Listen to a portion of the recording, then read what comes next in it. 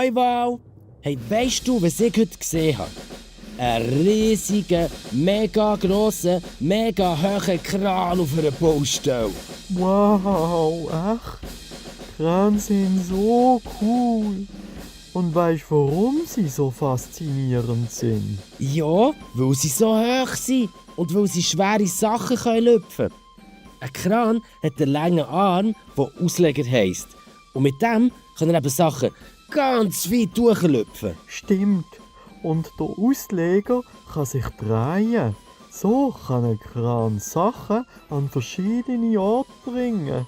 Das ist wie ein riesig starker Arm. Wow! Und weisst du, was auch noch cool ist? Ein Kran der hat ein Seil, das über eine Rolle läuft. Und am Schluss von diesem Seil hat es einen Haken. Und an diesem Haken kann man etwas anhängen. Und so kannst du Sachen hochlüpfen und auch wieder runterlassen. Oh ja, das ist spannend. Und der Kran hat auch ein Gegengewicht. Genau, ein Gegengewicht braucht es, dass der Kran nicht umkippt, wenn er schwere Sachen lüpft. Das ist wichtig, damit alles sicher bleibt. Und weißt du, wie ein Kran funktioniert? Er hat eine Kabine, wo eine Frau oder ein Mann drin sitzen und alles steuert. Sie brauchen Hebel und Knöpfe und können den Kran so bewegen.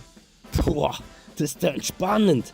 Aber als Kranführerin darfst du also wirklich keine Angst haben.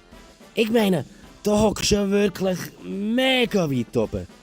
Aber von dort oben, hey, ich glaube, du hast eine richtig coole Aussicht. Ja, und der Kran kann so viele Sachen auflüpfen.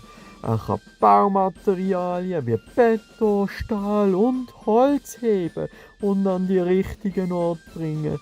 Ohne Kran könnte man keine hohen Gebäude bauen. Wow! Und der Kran kann auch grosse Maschinen, ja sogar Autos auflüpfen.